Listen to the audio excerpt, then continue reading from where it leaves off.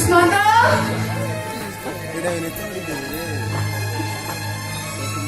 ଆମେ ବହିଟା ଫୁଲ ଏମିତି ସେମିତି ଦେଖୁଛୁ। ମୁଁ ତମ ଅନୁ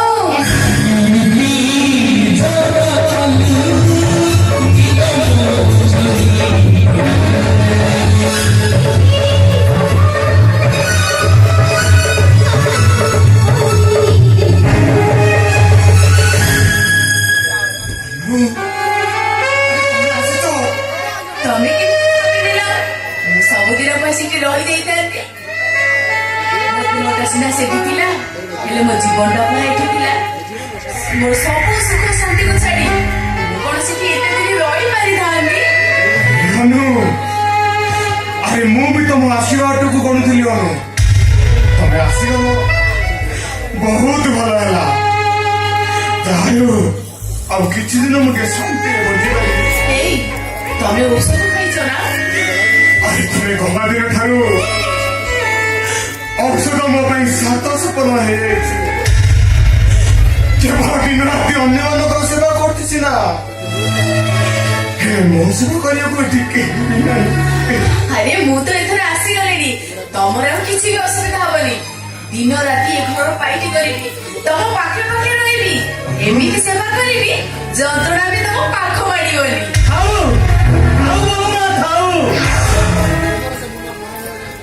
ମୋର ସେ ମନ ବୁଲାଇବା କଥା ଗୁଡ଼ିକ ତମ ପାଖରେ ରଖ ବାବା, ମୋ ପାଖରେ ରଖ।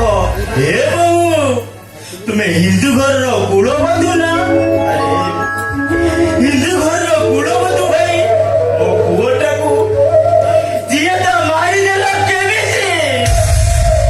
ବାବା 10 ଦିଗ ପାଳ ଅଗ୍ନିକୁ ସାକ୍ଷୀ ରଖି ଯେଉଁ ଶଙ୍ଖ ସିନ୍ଦୁର ପିନ୍ଧିଥିଲ ତାକୁ କାଢି ପାରିଲ କେମିତି?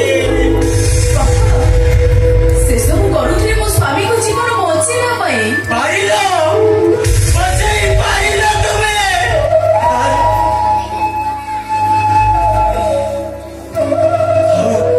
ଥାଉ ତୁମ ମୁହଁରେ ସେ ଶବ୍ଦ ଉଚ୍ଚାରଣଟା କରନି, କାରଣ ତୁମେ ତୁମ ସ୍ୱାମୀ ଏଇ ପରିବାରକୁ ଗୋଇଠା ମାରି ଆଉ କାହା ଘରର କୁଳବଧୂ ହେଇସାରିଛ, ଆଉ କାହାର ସ୍ତ୍ରୀ ହେଇସାରିଛ। ବାପା ସେଥିପାଇଁ ସେ ଏକାଦଶୀ ନୁହେଁ, ଆମେ ଦୁହେଁ ସମଦୋଷୀ। ମୋ ଠାରୁ ଅନୁମତି ପାଇନଥିଲେ ସେ କଣ ଏମିତି କରିପାରିଥାନ୍ତେ? ଯାହା ବି ହଉ ନା କାହିଁକି ଆଉ ତା ସହିତ 10 ଦିନ ସଂସାର କରିଛି ମାନେ ସେ ଘରେ ରହିପାରିବନି ରେ, ସେ ଘରେ ରହିପାରିବନି। ତାକୁ ନେଇ ବାହାର ଛାଡ଼ିଦେଆ ରେ, ତାକୁ ନେଇ ବାହାର ଛାଡ଼ିଦେଆ। ବାପା ଆପଣ ବିଶେଷରେ ମତେ ଭୁଲ ବୁଝିଲେ। ଭୁଲ ବୁଝିବେ ତ ଠିକ ବୁଝିବେ। ଆରେ ଏ ଗାଁ ସାରା ସମସ୍ତେ ସେ ଗୋଟିଏ କଥା କହୁଛନ୍ତି, ଏ ଗାଁ ସାରା ଟିଭି ଟିଭି ବାଜୁଛି। ଏଇ ଟଙ୍ଗୁରୁ ବାହାଦୁର ବୋ ଗୋଟେ କଳଙ୍କିনী ବେଶ୍ୟା ଜଗର ସବୁ ଛାଡ଼ି ଆଉ ଯାଇ କାହାର ରଖିତା ହେଇ ବଞ୍ଚିପାରିବନି, ତମେ ବଞ୍ଚିପାରିବନି। ନିଜ ହାତରେ ସବୁ ଶାନ୍ତିକୁ ତୁମେ ଜାଣି ଦେଇଛ, ସବୁ ସୁଖକୁ ପାଦରେ ଆଣେଇ ଦେଇଛ। ଏବେ ଯେତେ ଚିତ୍କାର କଲେନି ମୁଁ ତୁମ ପାଇଁ କିଛି କରିପାରିବିନି, କେବଳ ନିରବ ଦ୍ରଷ୍ଟା କରି ଚାହିଁଥିଲି।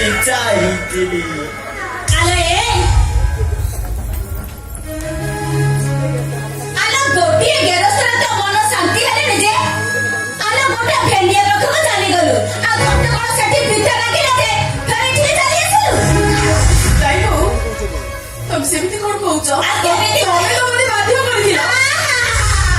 କେମିତି ସରୁରେ କହୁଛି ତମେ ବାଧ୍ୟ କଲ? ମୁଁ ବାଧ୍ୟ କରି ତୋର ଇଚ୍ଛା ନଥିଲା, ମୁଁ ତୋତେ ବାଧ୍ୟ କରିଦେଲି ଯେ ତୁ ବାହା ହେଇ ପଡିଲୁ। ଆଲୋ ଗୋଟେ ଭେଣ୍ଡିଆ ଟୋକା ସାଙ୍ଗରେ ତୁ 10 ଦିନ 10 ରାତି ରହିଲୁ। ଆଉ ମୋର ତ ଯାହା ଅନୁମାନ ହଉଛି ତା ଆଉରସର ଛୁଆଟା ତୋ ଉପରେ ନିଶ୍ଚୟ ଥିବ। ତମେ ସେମିତି କୁହନି, ମୁଁ ଭଗବାନଙ୍କୁ ଧୋଇ ଦେଇ କହୁଛି। ଗୋଟେ ଘରେ 10 ଦିନ ରହିଛି ସତ, କିନ୍ତୁ ସେ କେବେ ବି ମତେ ପାପ ଦୃଷ୍ଟିରେ ଦେଖିନାହାନ୍ତି। ତତେ କାଇଁ ପାପ ଦୃଷ୍ଟିରେ ଦେଖିବ? ଆଲୋ ତୋ ପୁଣି ଡେଙ୍ଗେଇ ଘୋଡ଼ି ଜବରଦସ୍ତି ଦେଖି ସେ ଛାଡ଼ି ଦେଇଥିବ ଲୋ।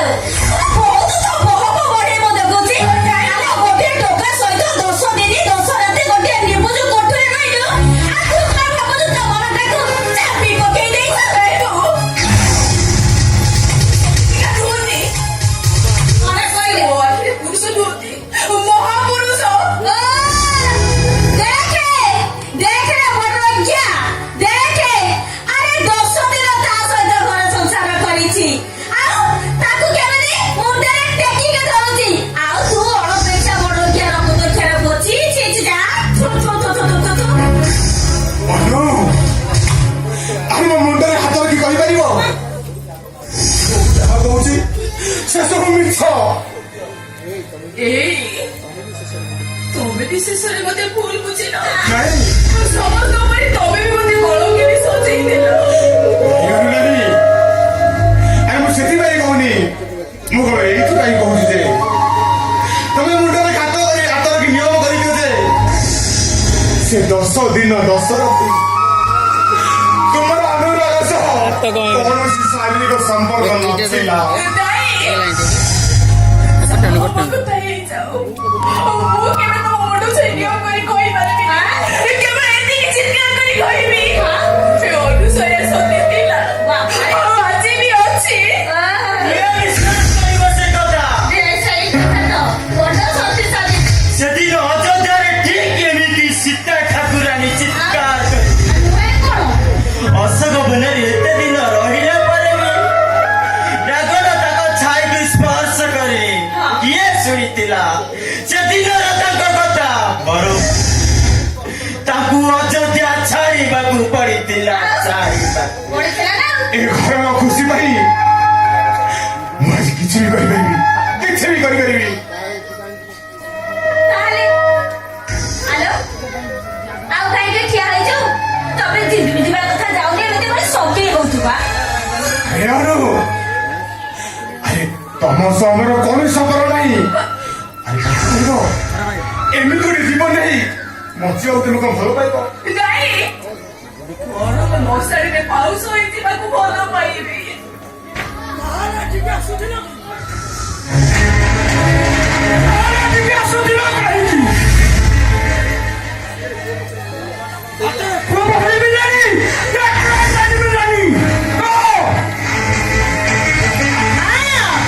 ସେଇ କଥା ତ ମୁଁ ପ୍ରଥମରୁ କହୁଛି। ତୁ ଯଦି ପାରୁଛୁ ଏ ଛତର ଖାଇ ପତର ଗୋଟେ ଝିଅକୁ ତା ବେଡି ଧରି ରାସ୍ତାରେ ଘୋଷା ଘୋଷି ତାକୁ ନେଇ ଗାଁ କାଟେ। ଭଲ ଛାଡ଼ିଯିବୁ ମତେ କିଛି ଆକ୍ସନ ନେବାକୁ ବାଧ୍ୟ କରିବୁ। ଆରେ ଯଶ୍ନ ଆରେ ତୁ କି ଆକ୍ସନ ନେବୁ?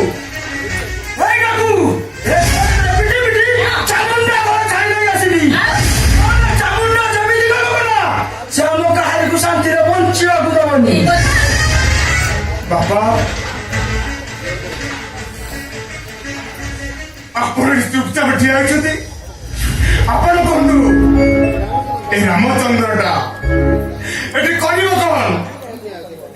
କି ନ୍ୟାୟ ଦେବ ଏ ପରିବାରକୁ? କି ନିଷ୍ପତ୍ତି ଶୁଣେଇବ ସତୀ ସୀତାଙ୍କୁ? ସେତେବେଳକୁ ଯଦି ଦଶରଥ ବଞ୍ଚିଥାନ୍ତେ ହୁଏତ କିଛି ନିଷ୍ପତ୍ତି ଶୁଣେଇଥାନ୍ତେ, କିନ୍ତୁ ଏ ରାମାୟଣରେ ପର୍ଯ୍ୟାୟରେ ଦଶରଥଙ୍କ ଭୂମିକା ନଥିଲା। ତାଙ୍କ ଅଭିନୟ ଶେଷ ହେଇଯାଇଥିଲା ରେ, ଶେଷ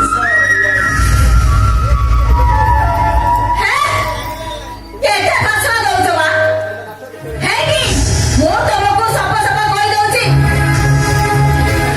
ତମ ନାଟକ ଦେଖିବାକୁ ମୋ ପାଖରେ ସମୟ ନାହିଁ। ଭଲରେ ଭଲରେ କହୁଛି ଏଇଟାକୁ ଘରୁ ବାହାର କରିଦିଅ, ତା ନହେଲେ ମୋ ପିଲାମାନଙ୍କୁ ନେଇ ମୁଁ ଏ ଗାଁ ଛାଡ଼ି ଚାଲିଯିବି। ନାହିଁ ନାହିଁ ଆରେ ତୁ ସେମିତି କହନା ଲୋ। ଆରେ ତମେ ମାନେ କେହି ଏ ଘର ଛାଡ଼ିଯିବନି। ବରଂ ଅନୁ ଏ ଘର ଛାଡ଼ି ଚାଲିଯାଉ। ଚାଲିଯାଉନୁ ଚାଲିଯାଉ ତୁମର ସେ ଆନନ୍ଦ ଭବନକୁ। ଆରେ କାହିଁକି ସେ ସୁଖର ସଂସାର ଛାଡ଼ି ଏ ଲୁହର ନଈଗୁଡ଼କୁ ଫେରି ଆସିଛ? ଆରେ କାହିଁକି? ସିଧା ସିଧା କହିଦଉନ ମୋ ସହିତ ସଂସାର କରିବା ପାଇଁ ଇଚ୍ଛା ନାହିଁ। ନିଜ ବାହାନା କରି ମତେ କହିଦଉଛ। ମୋ ଆଖିରେ ଲୁହ ଦେଖିବାକୁ ତମକୁ କଣ ଭଲ ଲାଗୁଛି? ଏବେ ତ ଖାଲି ଲୁହ ଝରୁଛି ଲୁହ। ଯଦି ଏ ଘର ଛାଡ଼ି ନ ଯାଉ ତ ରକ୍ତ ବହିବ ରକ୍ତ। ଛାଡ଼ିଯାଉନୁ ଏ ରାମଚନ୍ଦ୍ରଟା ଆଜି ନିରୁପାୟ। ସମସ୍ତେ ଯେତେବେଳେ ତୁମକୁ ଅସତ୍ୟର ଆଖ୍ୟା ଦେଇସାରିଲେଣି, ମୁଁ ତୁମକୁ ସତୀତ୍ୱର ଆଖ୍ୟା ଦେଲେ କିଏ ଶୁଣିବ? ବରଂ ମୁଁ ତୁମକୁ କହୁଛି ତମେ ଘର ଛାଡ଼ି ଚାଲିଯାଅ।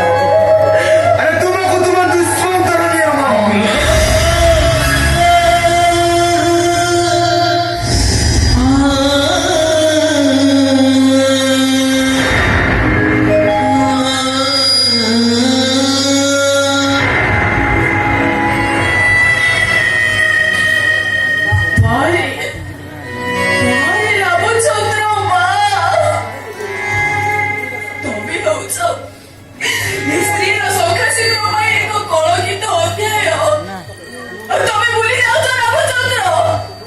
ତମରି ପାଇଁ ସୀତା ହୁଏତ ଏତେ ଦିନ ଅଶୋକ ବନରେ ରହିଲା ଆଉ ତମେ ମଧ୍ୟ ଜାଣିଛ ଏ ସୀତାଟା କଣ। ଶେଷରେ ସୀତାକୁ ଏଇ ନ୍ୟାୟ ଦେଲ ନିଜ ଭାବମୂର୍ତ୍ତିକୁ ବଜେଇ ରଖିବାକୁ ଯାଇ ସୀତାରାମକୁ ତମେ ଅସତୀ ସଜେଇ ଦେଲ। ଆଉ ଗୋଟେ ରାମାୟଣ ଲେଖିବାକୁ ମୋ ପାଖରେ ଧୈର୍ଯ୍ୟ ନାହିଁ, ସମୟ ବି ସୀମିତ। ମୁଁ ତୁମକୁ କହୁଛି ଏ ଅବିଚାରୀ ରାମଚନ୍ଦ୍ରଟାକୁ ତମେ ଯେତେ ପାରୁଛ ସେତେ ଅଭିଶାପ ଦିଅ। ନାଇଁ ଅଭିଶାପ ତ ଦେଇପାରିବିନି କାରଣ ତମେ ମୋ ସ୍ୱାମୀ। ତମରି ପାଇଁ ଆଜି ମୋର ଏ ଦଶା। ତଥାପି ମୁଁ ତମ ଉପରେ ରାଗିନି କି ଅଭିମାନ କରିନି ମଧ୍ୟ। ଆଉ ଗୋଟେ କଥା ଶୁଣ, ଏ ଘରୁ ଗଲା ପରେ କେବେ ବି ଆସିକି ଏଠି ଅଧିକାର ସାବ୍ୟସ୍ତ କରିବେନି କାହିଁକି ନା ମୁଁ ତମକୁ ମଧ୍ୟ କରି ଭଲ ପାଏ।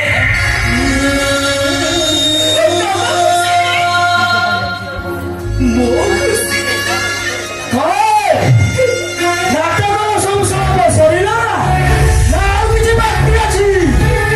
ଆଲେ ହେଇ, ଯଦି ବିପଦ କଥା ତ ସିଧା ଯିବୁ। ଆଉ ଏମିତି କାହିଁକି ସକେଇ ହଉଛୁ ବା? କାହିଁକି ଏତେ ଭାଷଣ ଦଉଛୁ? ଯାଉ ଏଠୁ। ତମେ ଚାଲି ଯାଅନୁ। ତମକୁ ଅନୁରାଗ ଚାହିଁ ବସିଥିବ, ତୁମ ବିନା ତାଙ୍କ ଘରଟା ନିଶ୍ଚୁନ ଲାଗୁଥିବ। ଆରେ ଫେରି ଯାଅ ତୁମେ ଅନୁରାଗ ପାଖକୁ। ନା ଯିବି ଅନୁରାଗ ପାଖକୁ, ନା ରହିବି ଦୁଷ୍ମନ୍ତଙ୍କ ପାଖରେ। ଆଉ କାମ ମୋ ବାଟ ମୁଁ ବାଛି ନେଇ ସାରିଛି। ଯିବାବେଳେ ତମକୁ ମୋ ପାଇଁ ଗୋଟେ ଛୋଟିଆ ଅନୁରୋଧ। ସେଦିନ ଯୋଉ ଶଙ୍ଖା ସିନ୍ଦୁରକୁ ଖୋଲି ଦେଇଥିଲ ଆଜି ବି ଠିକ ଏଇ ଶଙ୍ଖା ସିନ୍ଦୁରକୁ ଖୋଲି ଦିଅ। କିନ୍ତୁ ସକାଶେ ଅନୁରାଗର ତାକୁ ସେଦିନ ଯଦି ନିଜ ସ୍ତ୍ରୀର ସ୍ୱଭାବ କି ଶୁଣୁଛି କାଠ ମୁଣ୍ଡା